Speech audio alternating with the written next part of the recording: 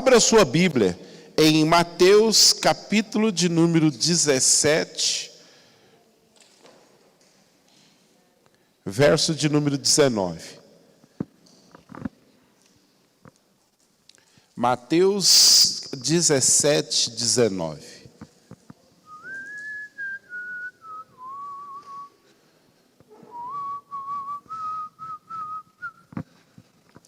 Diz assim: então os discípulos aproximaram-se de Jesus em particular e perguntaram: por que não conseguimos expulsá-lo?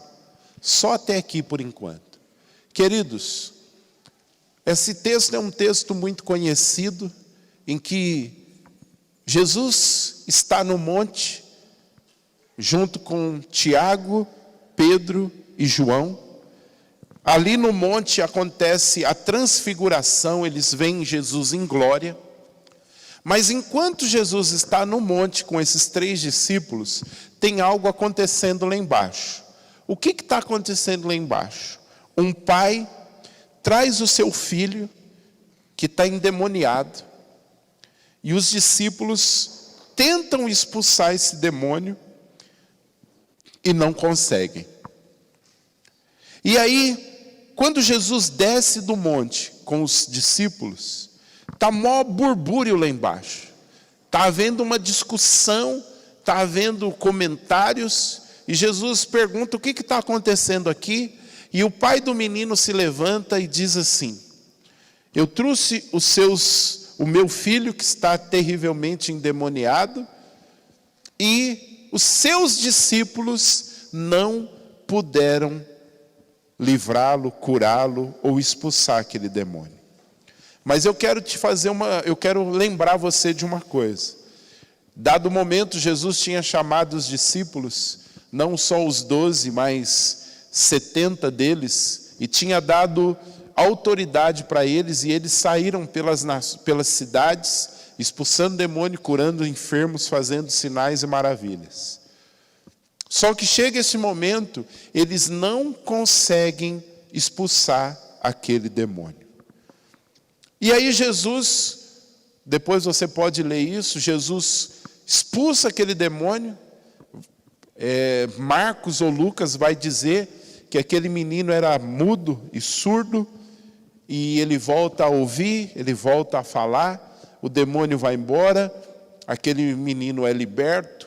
E os discípulos fazem uma pergunta: Jesus, por que nós não conseguimos expulsá-lo? Eu consigo ver algumas coisas. Primeiro, eles tentaram.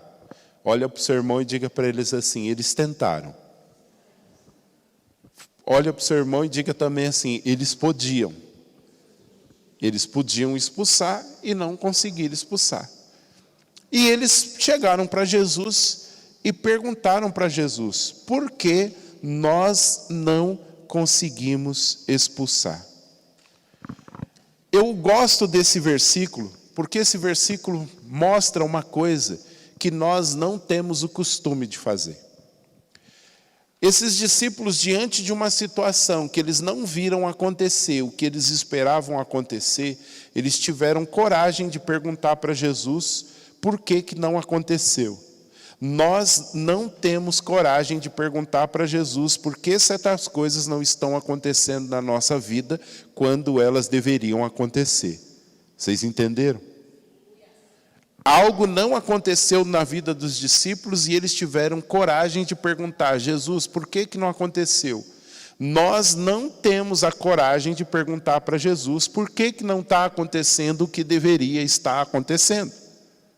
Por quê? Porque nós somos uma geração que se acostumou em não ver as coisas acontecendo. Nós somos uma geração de crente que se acostumou a não ver as coisas que Deus disse que aconteceriam não acontecendo. E a gente acha que está tudo bem. Quando eu olho e vejo esses discípulos perguntando: Jesus, por que não aconteceu? Eu vejo eles incomodados por não ver acontecendo algo que deveria estar acontecendo. E a gente deveria ter coragem de perguntar para Jesus: Por que certas coisas não estão acontecendo nas nossas vidas quando elas deveriam estar acontecendo? E aí, hoje, meditando nesse texto, eu fiquei pensando de que nós somos uma geração que se acomodou a não ver Deus agindo. E a gente acha que está tudo bem, e a gente acha que não ver Deus agindo é a vontade de Deus, quando não é. Vocês estão aqui? Irmãos, a gente veio de um acampamento em que nós vimos coisas acontecendo ali. Uma noite, eu e a Neide nem jantou. Eu nem consegui jantar direito, de ver tanta gente vomitando na hora da libertação. Sabe o que é você ter que lavar um ambiente, de pegar a mangueira? A apóstola chegou e falou, gente, antes de distribuir a janta, pega a mangueira e lava tudo isso aqui, porque isso aqui não tem condição da gente colocar as mesas e jantar. De tanta gente que vomitou, colocando demônio e coisa consagrada a demônios que haviam comido para fora. Durante 2 dias praticamente, Simone, era mandar o povo pôr a mão na cabeça e os capeta gritar.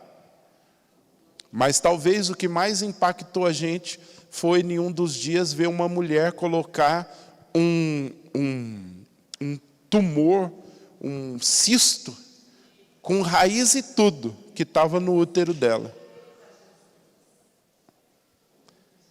Eu não vi pessoalmente, porque provavelmente foi uma cena horrível, e foi um mioma, né? Com raiz e tudo, mas a libertação estava tão forte, que eu cheguei e passei num lugar, vi umas gotas de sangue, e alguém falou assim, o que é essa gota de sangue? Aí a irmã falou assim, não, a irmã fulana estava sentada na cadeira, pôs a mão na barriga, começou a sentir uma dor. Quando ela se levantou para o pessoal ajudar ela, a cadeira dela estava banhada de sangue, arrastaram ela para o banheiro para auxiliá-la, e ela colocou para fora um mioma com raiz e tudo.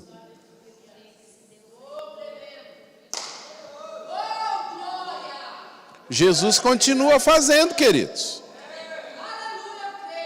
Jesus continua fazendo. Uma mulher que durante os 2 primeiros dias, irmã Vicky, estava com a cara abatida, estava com a cara derrotada, saiu de lá sorrindo e rindo e celebrando, porque o nosso Deus continua sendo Senhor dos senhores. O que dizer de joelhos que foram endireitados, pernas que cresceram, hérnias que desapareceram? A Melissa estava com os olhos desse tamanho assim, ó. Falou, pai, a barriga do homem começou a tremer, e daqui a pouco murchou. A hérnia que estava lá desapareceu, murchou a barriga do homem.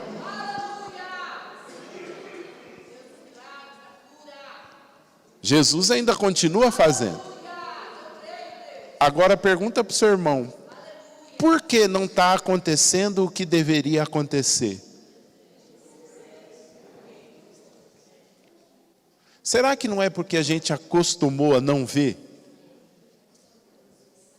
Será que você não está acostumado com o que não está acontecendo na sua vida e que deveria estar acontecendo?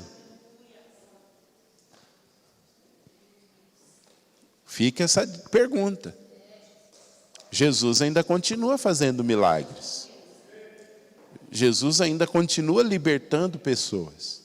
E os demônios continuam possuindo pessoas. É lógico que eu entendi lá que o contexto de Manaus é diferente do contexto de São Paulo.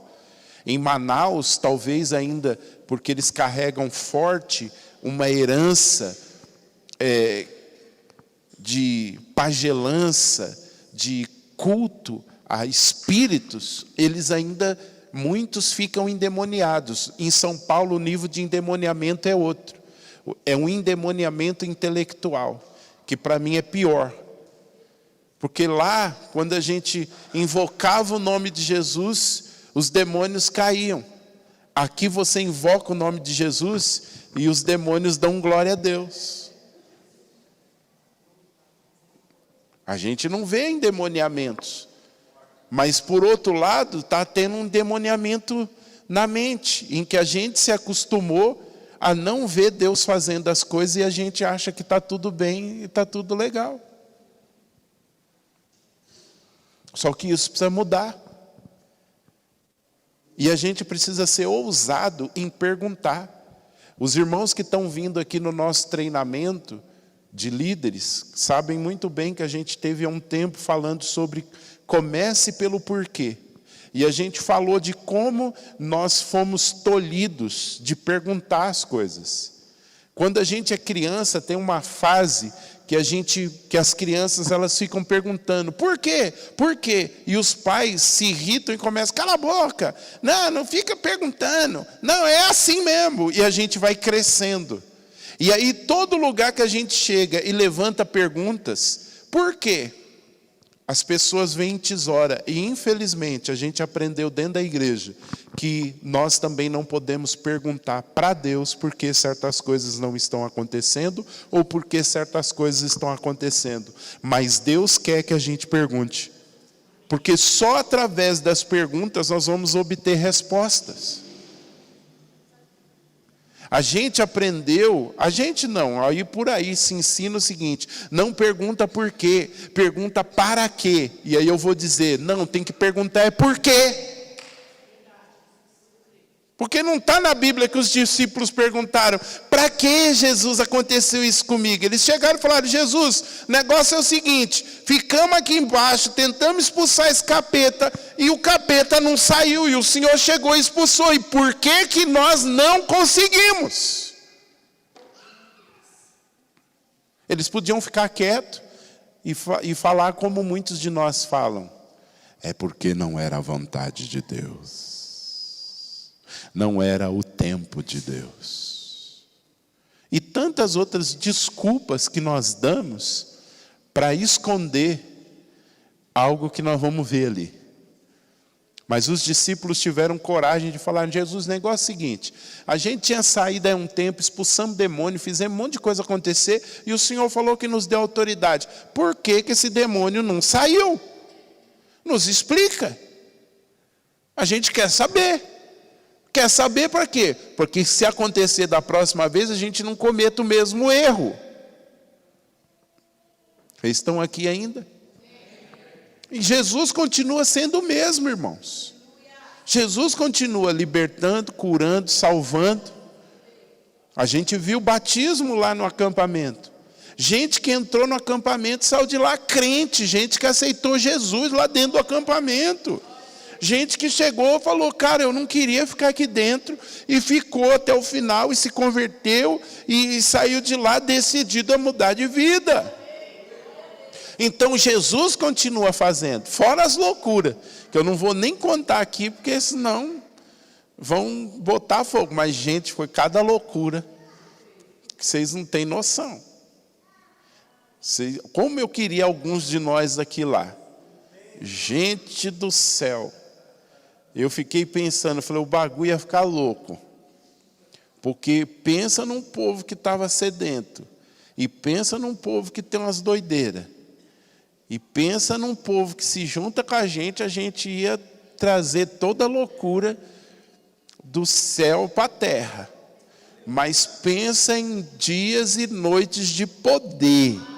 De poder mesmo, de toda a ministração, o céu descendo.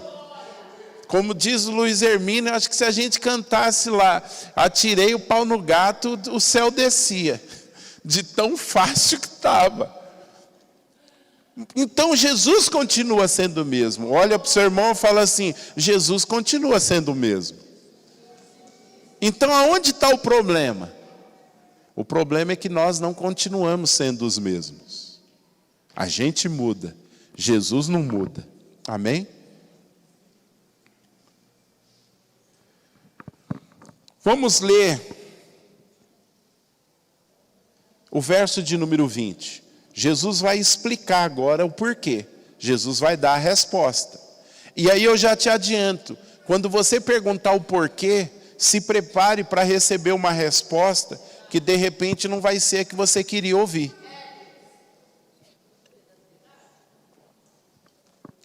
Verso 19 diz assim: e ele respondeu.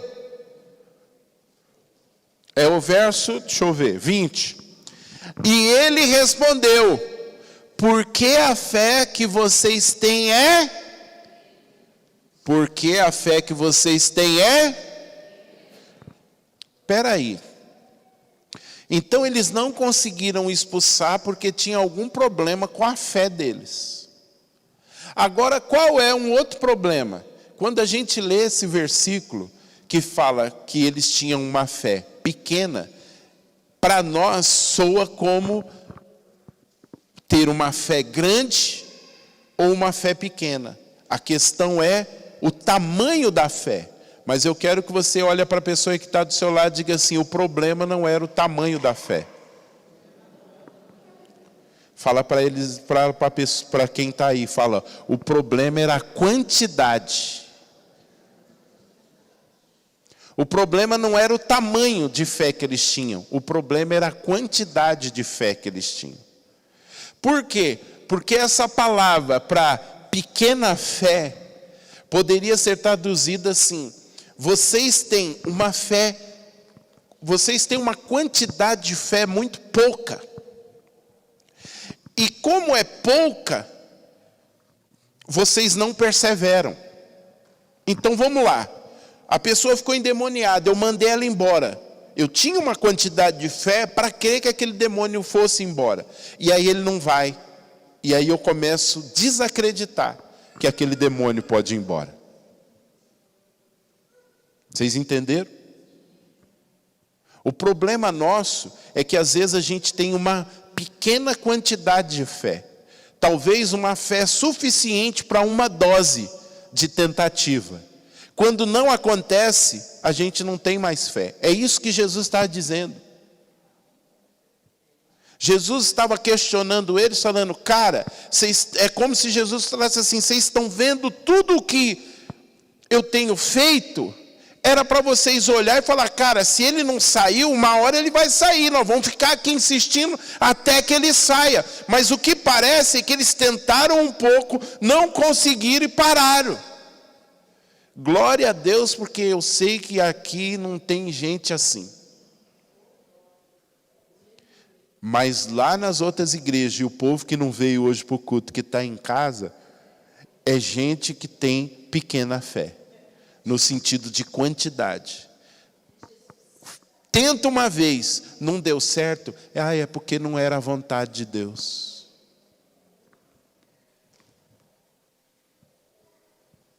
Obrigado pelo som do grilo. O problema nosso é que a gente não persevera. Fé, às vezes, vai exigir perseverança. Só que os crentes do século 21, eles descobriram uma saída espiritual. Tentou uma vez, não deu certo, não era a vontade de Deus. Insistiu uma semana, não deu certo, não era a vontade de Deus. Mas a gente não persevera até chegar a um ponto de receber uma resposta como Paulo recebeu. Paulo diz que orou 3 vezes pelo problema que ele estava enfrentando. E aí na terceira vez, o que aconteceu? Jesus falou: Paulo, para. A minha graça te basta, ou seja, não fica orando por essa situação. Então ele sabia que insistir naquilo seria tolice. Ali ele entendeu, era a vontade de Deus que ele não orasse mais por aquilo. Mas quantos de nós oramos por uma situação até ouvir uma resposta de Deus? Daniel orou por 21 dias. Mas por que ele orou por 21 dias? Porque no 21º dia chegou a resposta. Se a resposta tivesse demorado 3 meses, Daniel continuaria orando 3 meses. Vocês estão entendendo? Daniel não estipulou: eu vou orar 21 dias e no 21º dia vai vir a resposta. Ele orou primeiro, não veio a resposta. Orou 15 dias, não veio a resposta. Orou 20 dias, não veio a resposta. No 21º dia veio. Aí ele parou de orar. Mas se persistisse, ele ia continuar orando até que a resposta viesse. O problema, irmãos, é que quando nós não vemos a coisa acontecendo, a gente para. Nós somos homens de pouca fé. Pouca no sentido de que o que a gente tem é tão pouco que dá para uma tentativa. No muito 2 ou 3. E aí a gente entende que não veio porque não era a vontade de Deus. E eu vou dizer uma coisa para você: tem um monte de coisa não acontecendo na nossa vida, e não é porque não é vontade de Deus, é porque nós não insistimos em ficar até que Deus chegue e fala: para de orar, porque eu não tenho isso para você. Obrigado pelos glória a Deus e os aleluia.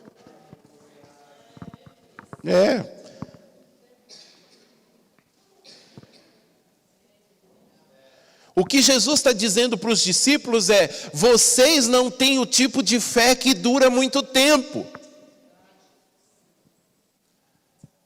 E o que Jesus está dizendo para mim e para você nessa noite é que eu e você não temos fé que dure muito tempo. Nós somos pessoas de pouca fé, irmãos. Nós somos pessoas que desistem fácil, que deixa as coisas fácil, que abandona princípios fácil. Deus fala com a gente uma coisa, a gente se empolga, mas no outro dia já abandonou aquilo. E aí a gente fica: não, mas não tem mais não. Admite, você desistiu, porque você é alguém de pouca fé. Você é alguém que não tem fé suficiente para alcançar milagres. Porque certos milagres vão exigir perseverança. Pedi. Batei. Tem coisas que vão exigir perseverança. E a gente desiste muito fácil. Não, a gente não. Quem está em casa. Vocês não desistem, vocês são maravilhosos.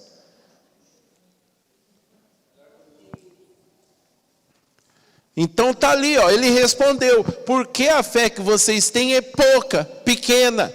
A fé que vocês têm não dura muito. Tem prazo de validade. E aí Tiago vai dizer assim, que esse tipo de fé é uma fé que, e presta atenção nisso, da dinâmica. Quando você tem um pouquinho de fé e usa, e não acontece, logo depois vai entrar a dúvida. E aí Tiago vai dizer assim, que quem duvida não recebe nada. Vamos ler? Para você não achar que... Vamos lá abrir em Tiago 1, versículo de número 6.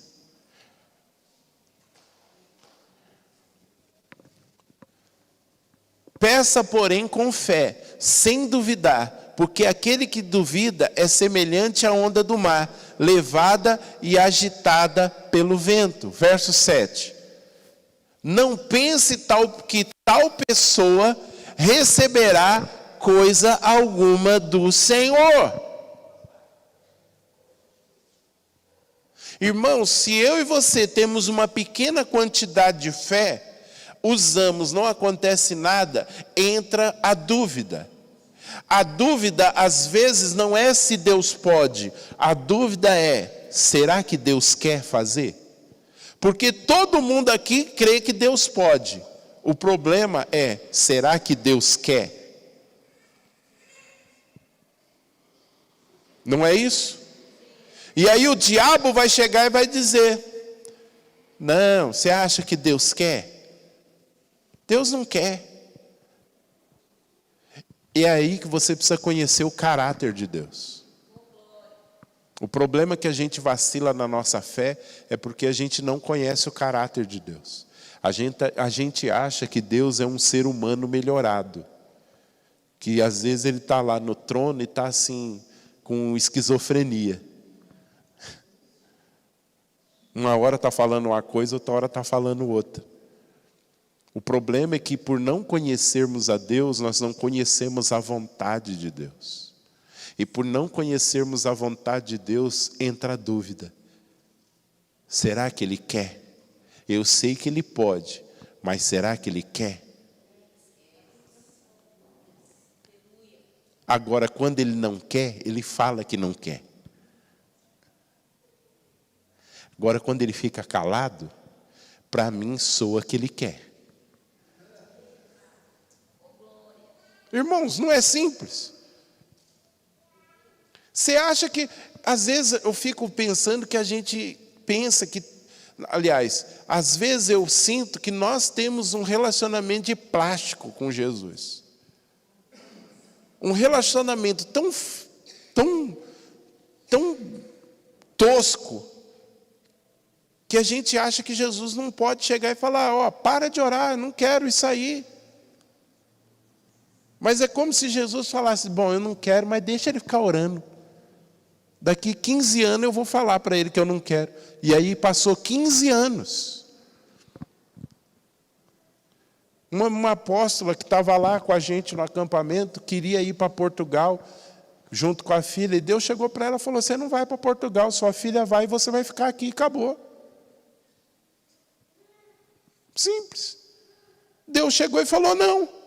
Para ela nem ficar orando e nem ir. Olha para o seu irmão e fala assim, quando Deus não quiser uma coisa, Ele vai te dizer.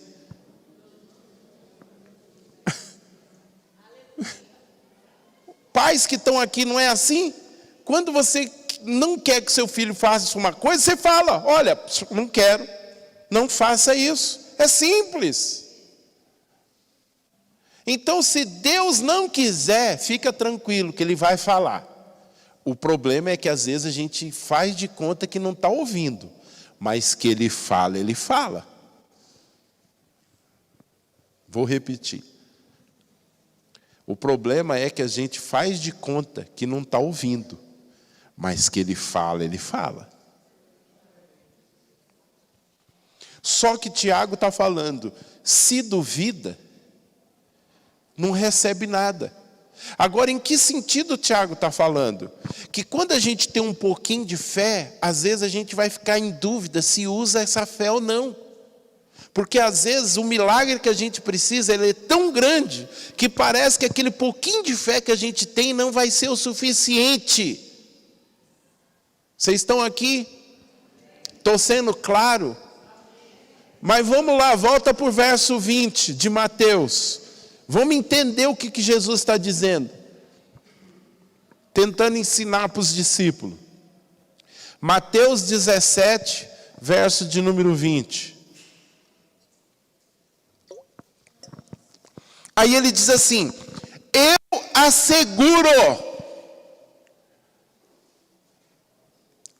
asseguro, que se vocês tiverem fé, do tamanho de um grão de mostarda.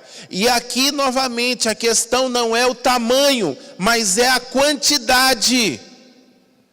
Diga assim, se eu tiver um grão de fé, já vai acontecer alguma coisa. Pode repetir, já vai acontecer alguma coisa.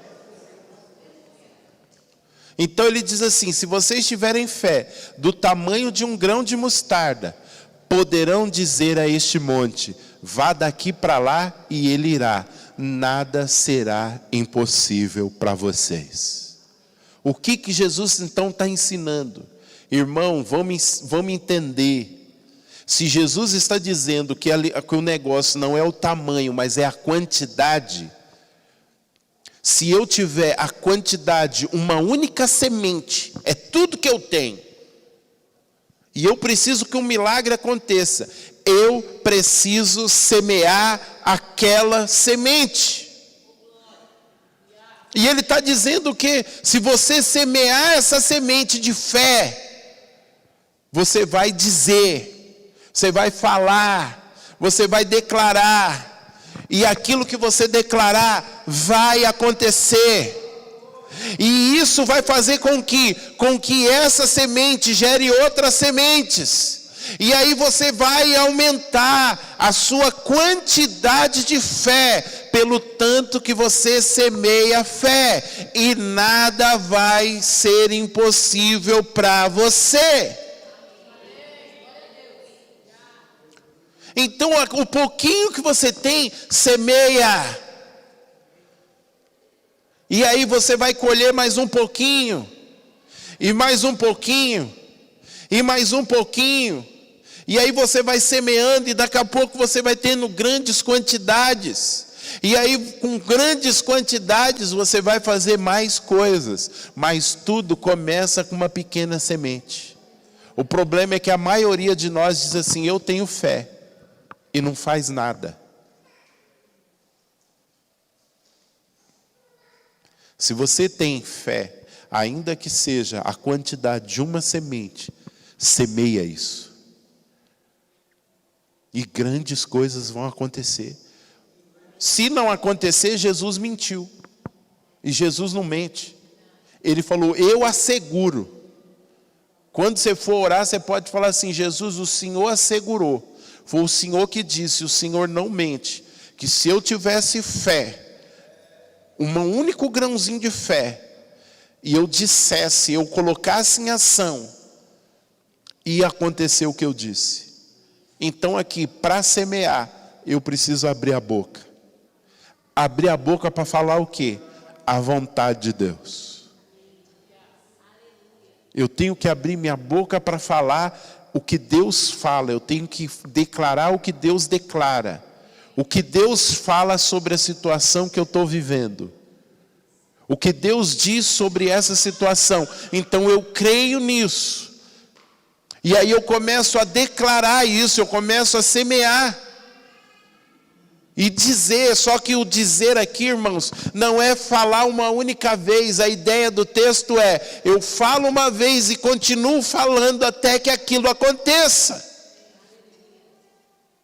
Então hoje não aconteceu, mas eu continuo falando. Amanhã não aconteceu, mas eu continuo falando. 10 anos depois não aconteceu, mas eu ainda continuo falando. Eu não me movo daquela fé, porque eu confesso e eu confio que uma hora vai acontecer, porque quem me prometeu, Ele é fiel.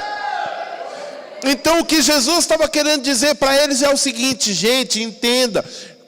Discípulos do país da Cabeçolândia, um novo país, que é o país dos cabeção. Vai ter demônio que você vai falar com ele, sai, e ele vai sair. Mas vai ter demônio que você vai ter que ficar, sai, sai, sai. 15 dias depois você vai lá e o diabo está lá. Tinha uma moça que ela ficou endemoniada no primeiro dia. Acho que ela ficou umas 2 horas endemoniada. Todo mundo expulsou o capeta daquela mulher. Foi uma luta. Uma luta. No outro dia ela ficou endemoniada de novo. E no terceiro dia acho que ficou endemoniada de novo.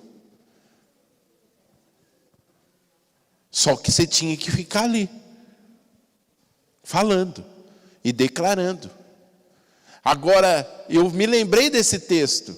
E se no primeiro dia, ficou endemoniada, aí não conseguimos. Não é a vontade de Deus que ela fique com o capeta no couro. É a saída mais fácil. Mas as pessoas que ficaram ali, perceberam o que? Nós vamos ter que perseverar até que. Diga para o seu irmão, é até que.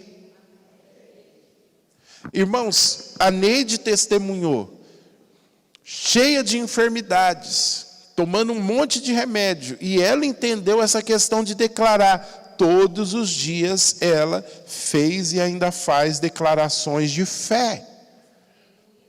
Só que teve dia de não acontecer nada e os remédios terem que serem tomados, as dores estarem continuando e tudo, e parecia que nada mudou. A fé exige perseverança. Quem foi que ensinou que no reino de Deus é tudo? Se até Jesus foi curar um cego, Ele chegou para o cego e falou assim: e aí, como é que tá as coisas? O cara falou: ó, o negócio está meio embaçado aqui. Aí Jesus falou: não, peraí, vem aqui, vamos orar a segunda vez. Se Jesus teve que orar a segunda, por que a gente acha que nós é diferente? Que é na primeira e já era. Por que a gente acha que a gente vai ser melhor do que Jesus, irmãos?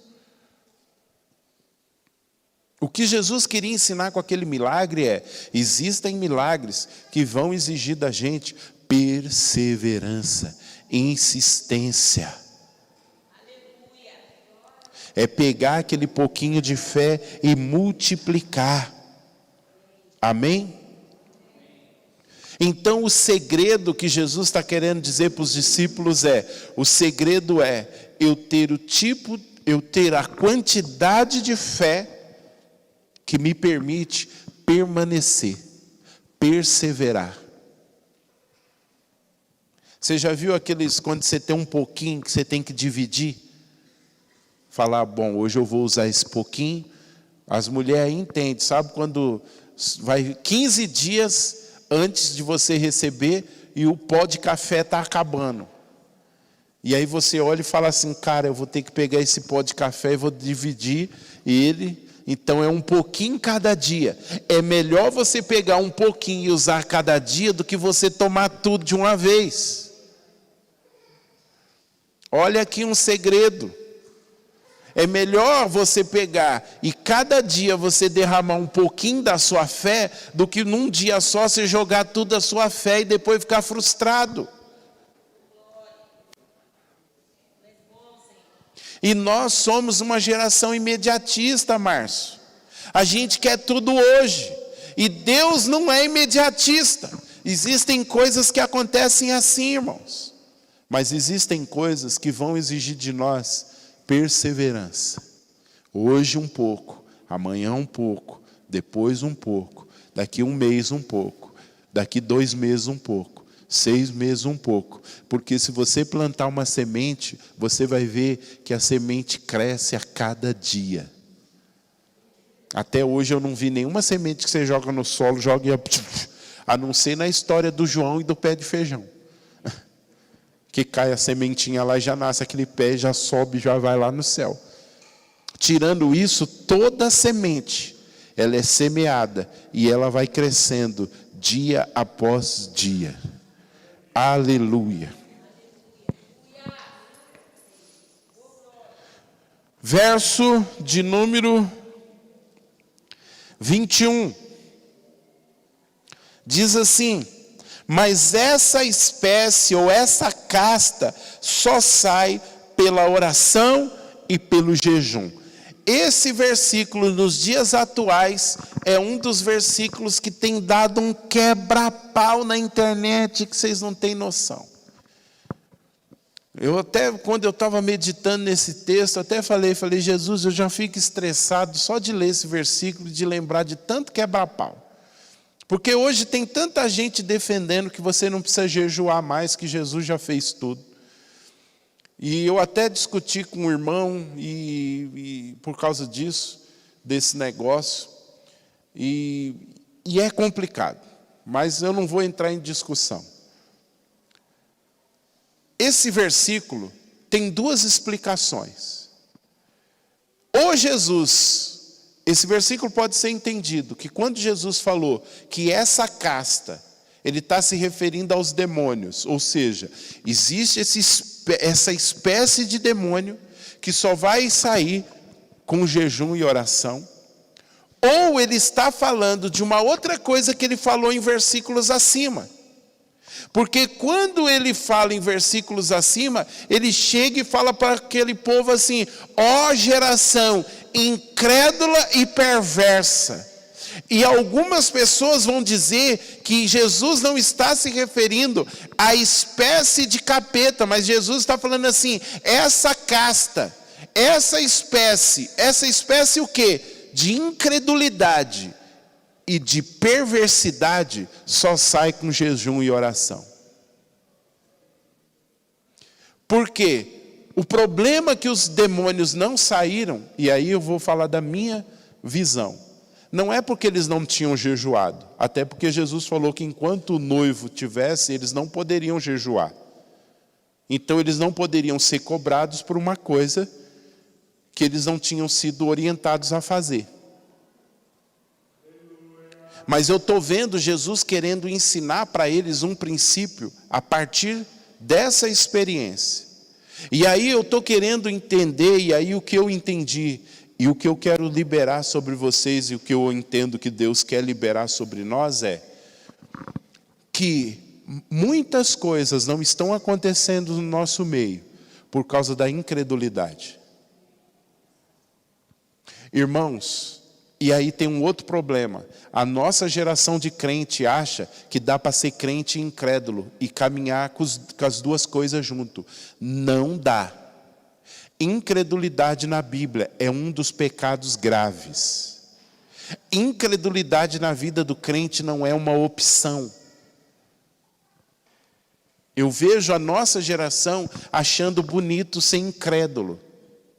E incrédulo na Bíblia não tem a ver só com, irmãos, eu estou meio incrédulo. E a gente acha assim, porque não está crendo. É porque eu não estou crendo, não. Incredulidade, deixa eu ver se eu anotei aqui.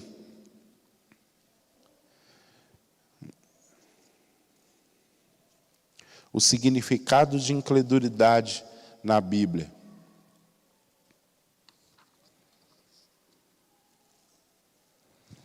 Incredulidade na Bíblia, sabe o que tem a ver? Com ouvir a palavra de Deus e resistir a ela. Isso é incredulidade. Não é só você não crer, é você resistir ao que Deus falou para você. Isso é grave. É por isso que quando Israel e tantos crentes eram incrédulos, acendia a ira de Deus. Aí a gente fica assim, nossa, mas Deus ficou irado só porque o pessoal não creu? Não, não é isso. É porque Deus falou que ia fazer uma coisa e o povo resistiu. Todas as vezes que Deus te faz lá algo e você não obedecer, para Deus sobe como incredulidade, como você está resistindo ao que Ele está te dizendo. E vai chegar uma hora que a ira de Deus vai se acender. Deus vai ficar brabo com você, velho. Deus vai vir para cima. É por isso que Jesus, quando Jesus expulsa o demônio, ele fica bravo. Ele fala, cara, o problema não é que vocês não expulsaram, é que vocês são uma geração que resiste ao que eu estou falando. Vocês são uma geração que eu estou falando uma coisa e vocês ficam resistindo. Até quando eu vou estar com vocês? Às vezes parece que Jesus era destemperado, mas não é, queridos, é que tem certas coisas que deixam Deus nervoso. E uma das coisas é Deus falar e a gente não acreditar. Mas não acreditar assim, mas será que vai acontecer? Não sei. Não é isso, irmãos. Deus sabe o quão carne nós somos. O problema é quando a gente resiste. Deus está falando, faz, e você fica resistindo, e isso vai subindo para Deus como um negócio assim, cara, você está me tirando de mentiroso? Você está achando que eu não sou capaz de fazer?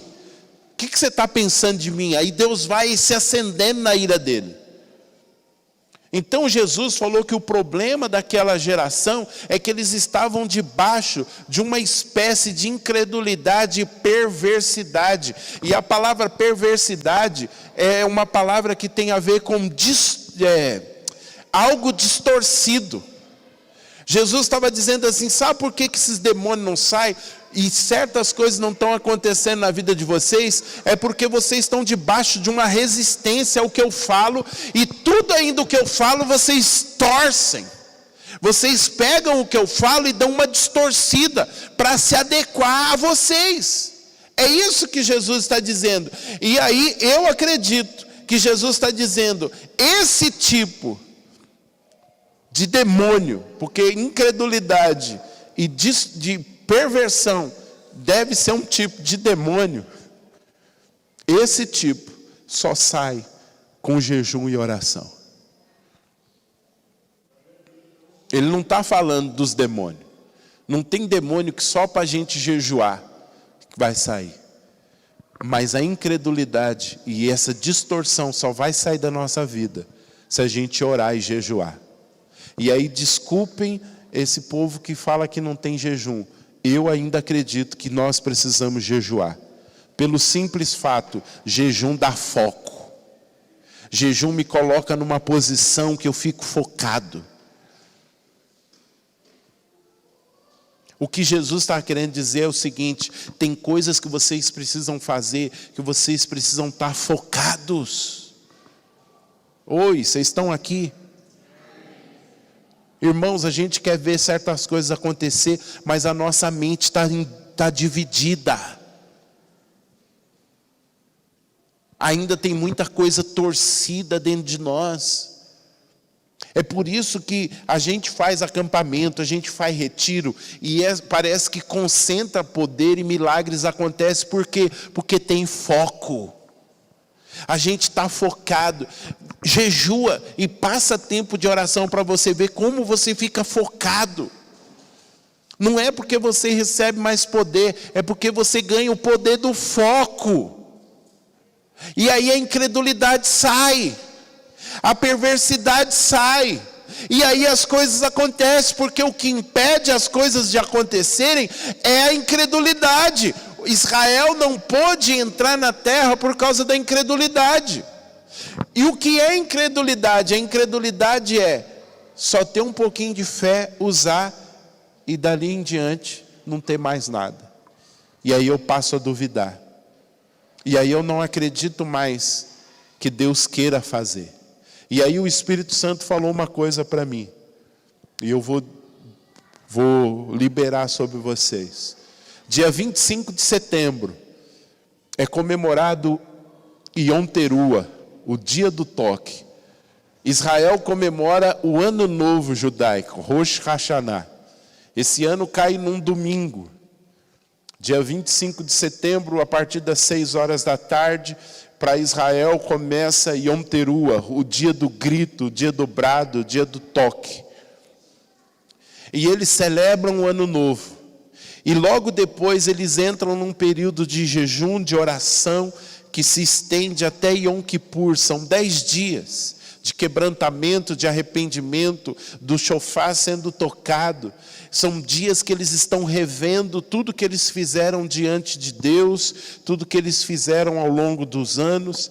E já tem um mês que Deus tem falado comigo: eu quero de vocês 10 dias de jejum, que vai começar no final de Yom Teruah, no final do ano novo, e vai se estender até Yom Kippur. E cara, Deus está gritando dentro de mim e dizendo: eu quero esse jejum, e vocês vão jejuar e vão orar contra a incredulidade e a perversão que há dentro do coração de vocês. Irmãos, é inadmissível que a gente se acomode. Eu estou acreditando que Deus quer mexer com a gente nesse jejum. Para quê? Para a gente parar de se acomodar com que as coisas não aconteçam no nosso meio.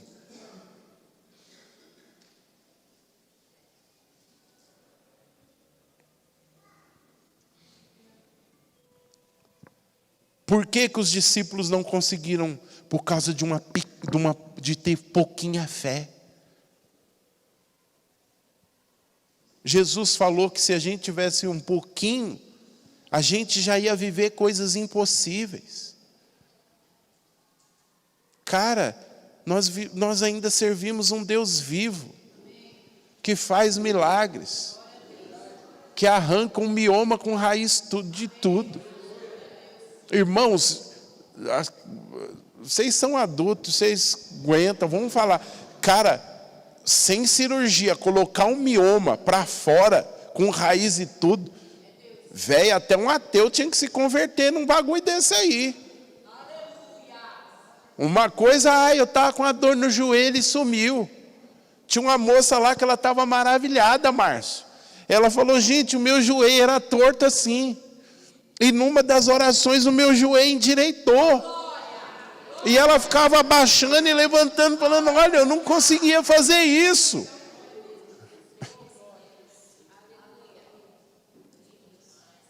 A gente precisa ser desafiado. Eu creio que Jesus quer nos desafiar nesses 10 dias. Quer nos desafiar a ver a ferida na perna da Renata fechando. Porque a gente não pode, a gente está orando, já demos várias oradas, e a gente não pode falar, não, é da vontade, irmãos, não é da vontade de Deus essa ferida na perna da Renata. Não é da vontade de Deus nenhuma enfermidade que a Renata está, por quê? Porque impede ela de dançar, impede ela de fazer as coisas, e Deus não é Deus que vai colocar um bagulho na sua vida, que vai te impedir de fazer as coisas para Ele. É simples assim. Agora a gente precisa ter a coragem de falar, Deus, por que que isso não está acontecendo? Por que que a gente está orando e não estamos vendo? Talvez Ele está nos respondendo. É porque vocês estão tomados por um espírito de incredulidade e distorção. Talvez seja por causa que vocês têm pouca fé. Não é no sentido de ter uma fé pequenininha, mas vocês têm um punhadinho de fé que impede vocês de perseverar em ficar ali. E fecha, e sai. De ver outras enfermidades que estão aqui. Hoje eu estava com essa pregação e a Neide falou, mas meu Deus, é tanta gente doente. Gente, não, desculpa. Vamos lá, vamos lavar roupa suja. Ninguém vai se levantar contra isso. A gente vai morrer nas enfermidades, acreditando que enfermidade é de Deus. Ninguém aqui vai se levantar em revolta e falar, peraí, por que que não está acontecendo? Por que que não está acontecendo?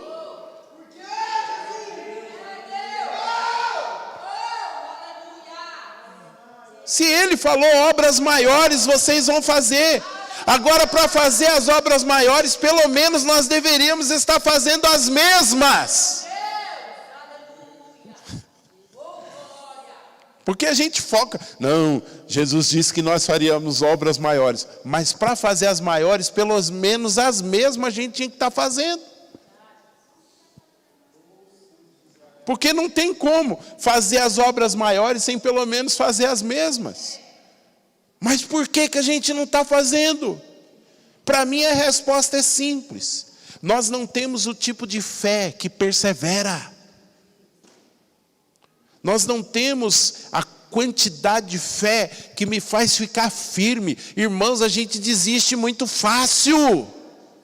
Você e eu desistimos muito fácil, a gente para muito fácil, a gente dá uma orada.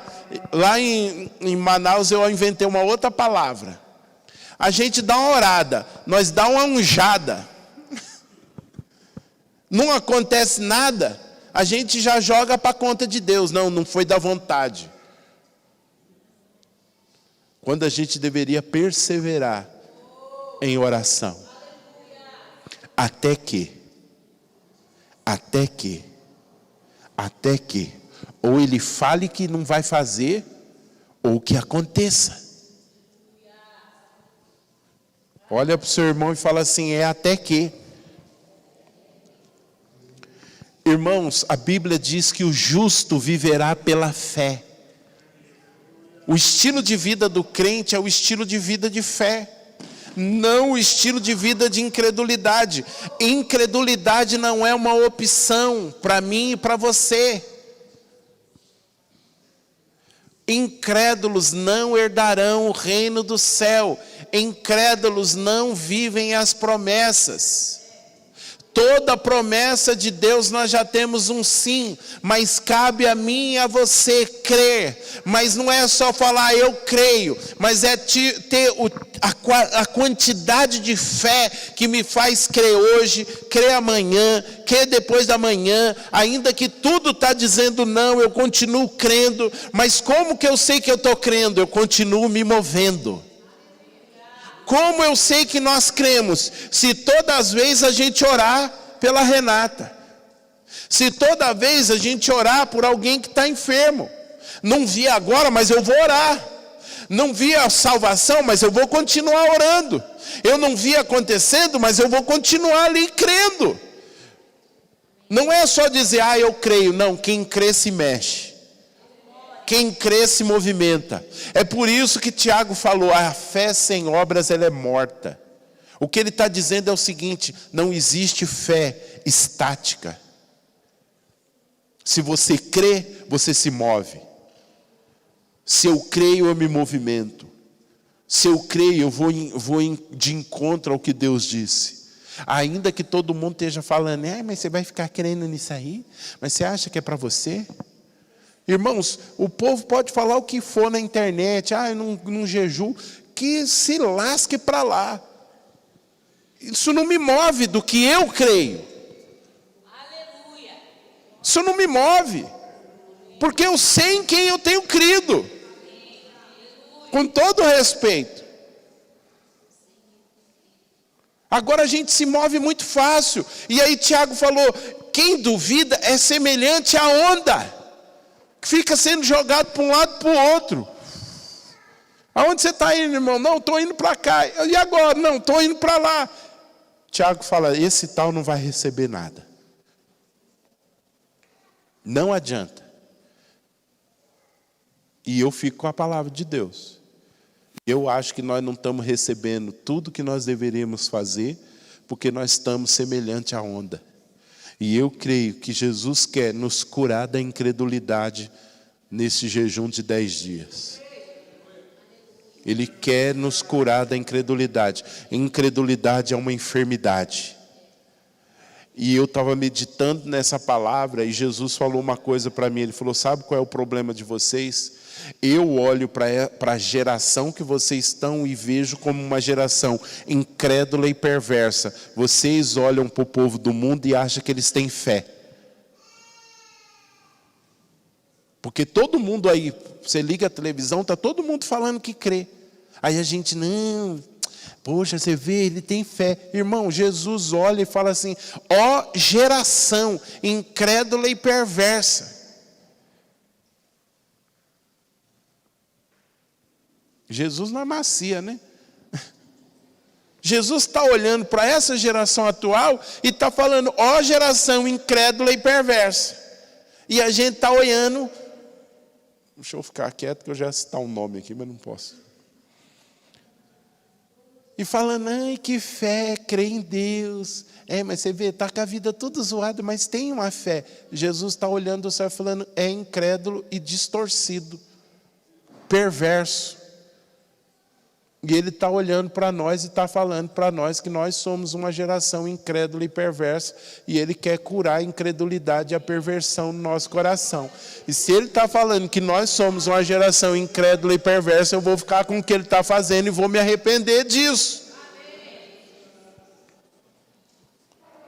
E é interessante que depois que Jesus cita isso, o pai do menino entende e fala para ele assim, me ajuda na minha incredulidade. Ele não chegou lá e falou assim, não, eles são, eu estou crendo, se eu não tivesse crendo, eu não ia trazer o menino aqui. O senhor está me chamando de incrédulo, eu tive fé, eu trouxe, eles são incrédulos. Não, ele chegou e falou, Senhor, me ajuda na minha incredulidade. Ou seja, eu admito, eu resisto à tua palavra. E talvez o problema do meu filho não estar sendo curado, não é nem os seus discípulos, o problema sou eu. Porque eu cheguei aqui jogando a culpa neles, mas agora eu estou entendendo que eu tenho parte de culpa. É a incredulidade que está aqui dentro, me ajuda. E aí Jesus vai e liberta o menino. Porque aquele homem chegou falando, os teus discípulos não conseguiram. Ele estava jogando a responsabilidade nos discípulos. Fala para o seu irmão assim, não joga a responsabilidade em mim não. Fala para ele assim, pega a sua parte. Não, mas fala com vontade. Fala, não joga a sua responsa em mim, não. Pega a sua parte. Quando o homem pegou a parte dele, o milagre aconteceu, irmãos.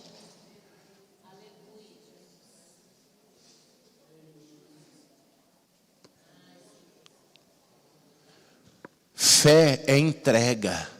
Repita assim: fé é entrega. Quando Jesus comparou a fé a um grão de mostarda, ele estava querendo dizer que toda semente para nascer ela tem que ser entregue. Fé é entrega. Se você quer uma vida de fé, você tem que ter uma vida de entrega.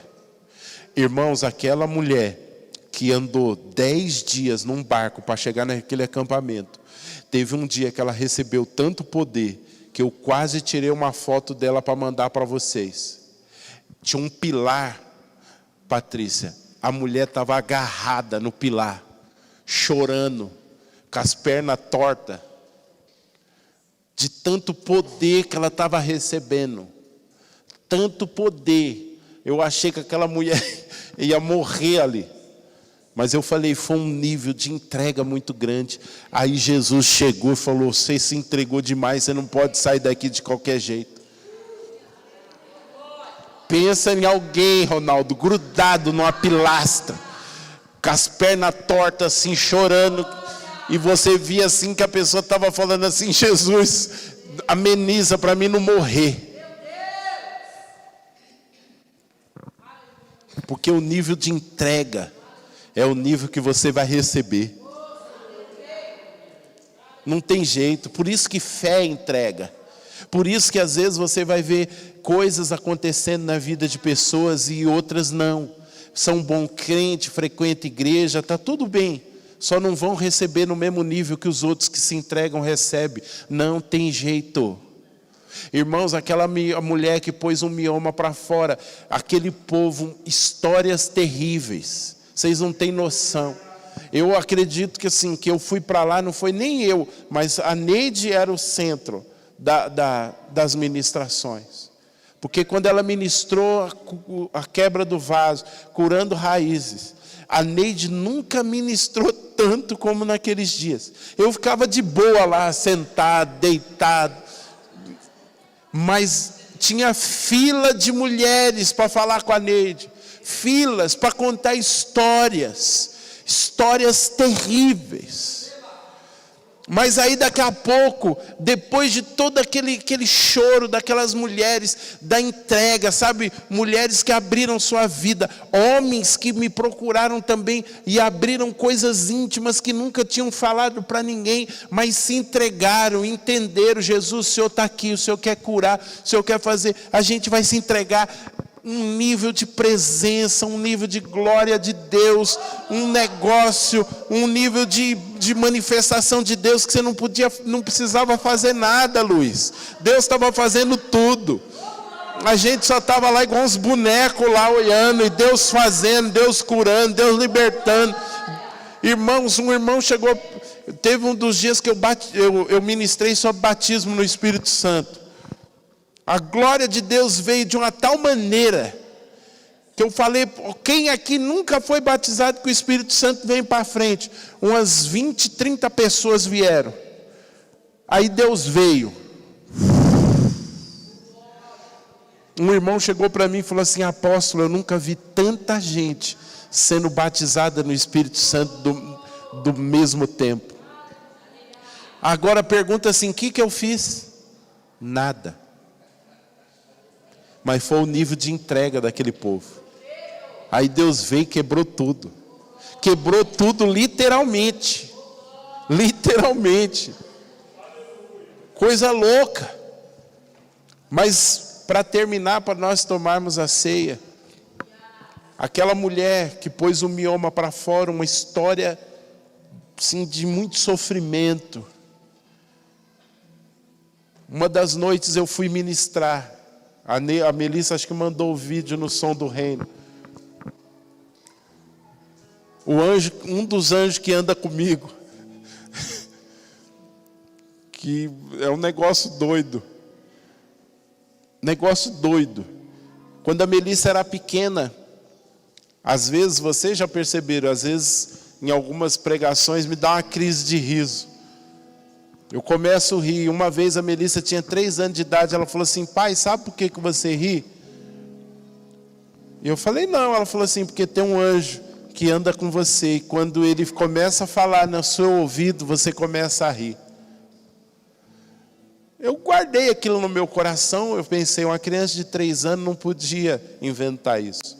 Fui pregar na Coerp de Ferraz, um menino de também novinho, 7, 8 anos, me deu uma crise de riso lá, ele chegou e falou, apóstolo, sabe por que o senhor ri? Porque tem um anjo que anda com o senhor, que toda vez que ele fala no seu ouvido, o senhor começa a rir. Falei, bom, 2 pessoas diferentes falando, então isso não é coisa da minha cabeça. E aonde esse anjo foi parar, Renata? Eu ia falar sobre o tabernáculo.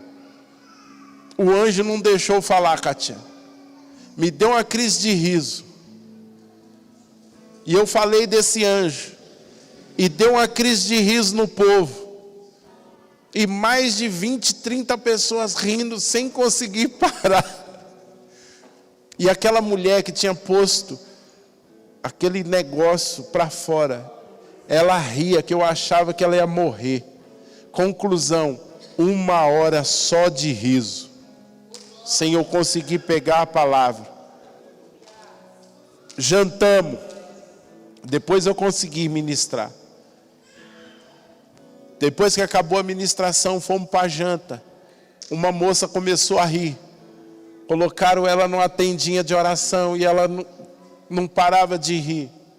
Fomos embora com ela rindo.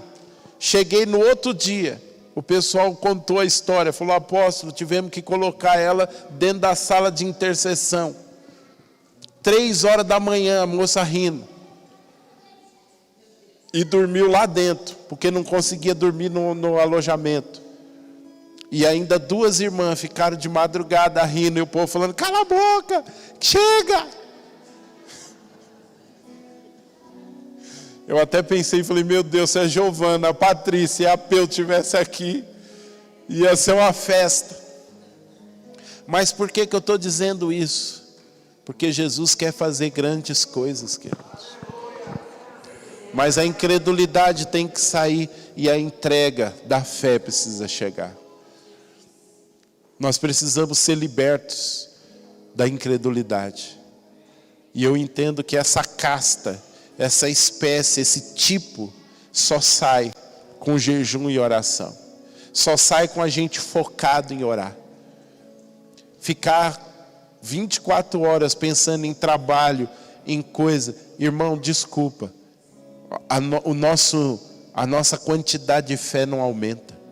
Ficar assistindo Globo, série da Netflix, vendo o que os outros estão fazendo no Instagram, isso não vai aumentar a nossa fé. O que aumenta é a nossa incredulidade. Ficar vendo o que está acontecendo no mundo, assistindo Globo, assistindo a reportagem, falando do tanto de gente que está morrendo, da economia que não melhora, isso aí só injeta incredulidade. Mas quando a gente está num ambiente que a gente vê coisas sobrenaturais acontecendo, isso injeta fé.